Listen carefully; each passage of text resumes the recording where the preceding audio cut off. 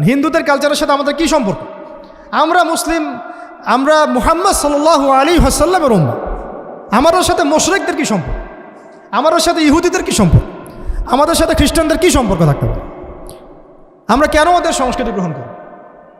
কিসের জন্মদিন, কিসের মৃত্যু দিবস, হ্যাঁ কিসের এসব গায়ে হলুদ, কিসের এসব বৌভাত, এগুলো কি? এগুলোর সাথে আমাদের কি সম্পর্ক? আমাদের সাথে সম্পর্ক হচ্ছে হিজাবের, সালাতের, তাসবির, সিজদার, জায়নামাজের, আতরের, খুশবুর, মিসওয়াকের। আমাদের সাথে এগুলোর সম্পর্ক। আমাদের সাথে সম্পর্ক হিজাবের। আমাদের সাথে সম্পর্ক ইসলামিক ক্যালিগ্রাফির, আমাদের সাথে সম্পর্ক কোরআনের, হাদিসের, সিরাতের, লেখাপড়া, ইলমি পরিবেশের, তাসাউফের। এগুলো আমাদের কালচার। তো কালচার খুব ইম্পর্টেন্ট। কালচার থেকে দূরে সরে গেলে আমাদের আকীদা নষ্ট হয়ে যায়। আল্লাহ পাক আমাদেরকে আমাদের কালচার ধরে রাখার তৌফিক দান করেন। আমি আমার মেয়ের সাথে একটু আগে খেলছিলাম, তো তখন তাকে দেখে আমার কাছে মনে হলো যে আমি আমার মেয়ের জন্যে কোন কোন বিষয়গুলোতে বেশি নসিহত করার প্রয়োজন বোধ করব। আমি কিভাবে আমার মেয়েকে বড় করতে চাই। আমি আমার মেয়ের জন্য যা পছন্দ করি, আমার বোনের জন্য যা পছন্দ করি, আমার মায়ের জন্য যা পছন্দ করি, আমার স্ত্রীর জন্য যা পছন্দ করি, আমার উচিত আমাদের উম্মার বোনদের জন্যও তাই পছন্দ করা। তো এটাকে নিজের মতো করে চিন্তা করে আমি ভাবলাম যে আমার মেয়ে হলে আমি এই 10টা নসিহত করব। তো সেই 10টা পয়েন্ট আমি লিখে নিয়ে আসছি। তো কথা না বাড়িয়ে আমি শুধু মূল পয়েন্টগুলো দিকে আপনাদেরকে ফোকাস করতে চাই। প্রথম যে বিষয়টা আমি আপনাদের দৃষ্টি আকর্ষণ করতে চাই যে আল্লাহ রাব্বুল আলামিন আপনাদেরকে এই সমাজের বোঝা হিসেবে সৃষ্টি করেন নাই। আল্লাহ রাব্বুল আলামিন আপনাদেরকে এই সমাজের বোঝা হিসেবে সৃষ্টি করেননি, বরং আল্লাহ রাব্বুল আলামিন আপনাদেরকে এই উম্মতের একটা গর্বিত অংশীদার হিসেবে সৃষ্টি করেছে।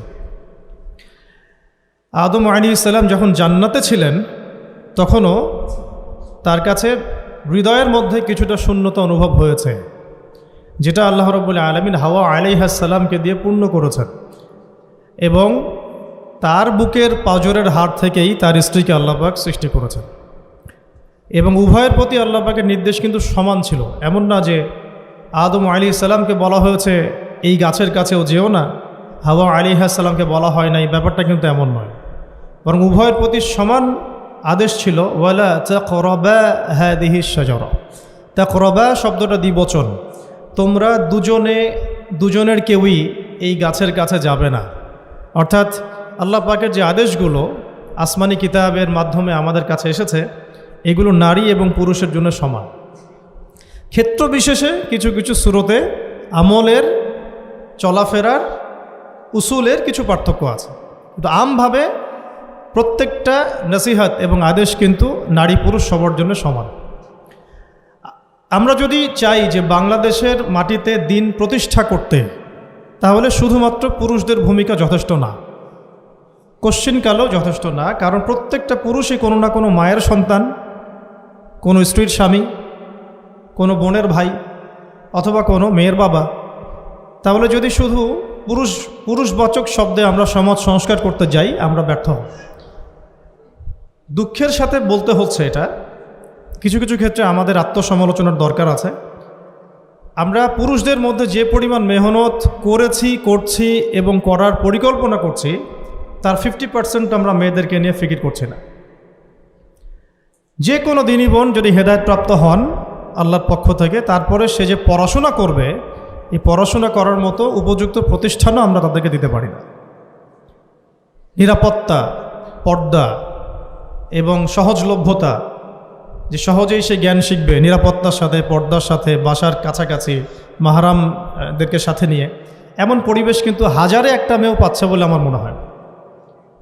তো এই অবস্থা চলতে থাকলে আমরা ইসমাইল আলাইহিস সালামদেরকে জন্ম দিতে পারবো না। যদি প্রত্যেকটা পরিবারের কর্তা ইব্রাহিম না হন এবং মায়েরা হাজরা আলাইহিস সালাম এবং সারা আলাইহিস সালামের মতো না হন, তাহলে তো ইসমাইলি প্রজন্ম আমরা জন্ম দিতে পারবো না। সেক্ষেত্রে আমরা আল্লাহ পাকের জমিনে দিন প্রতিষ্ঠাও করতে পারবো না। এখানে অনেক প্রান্তিকতা আমাদের মধ্যে আছে, আবার অনেক ছাড় না দেওয়ার মানসিকতা আমাদের মধ্যে আছে। যেমন আমি এখন আপনাদেরকে যেভাবে নসিহত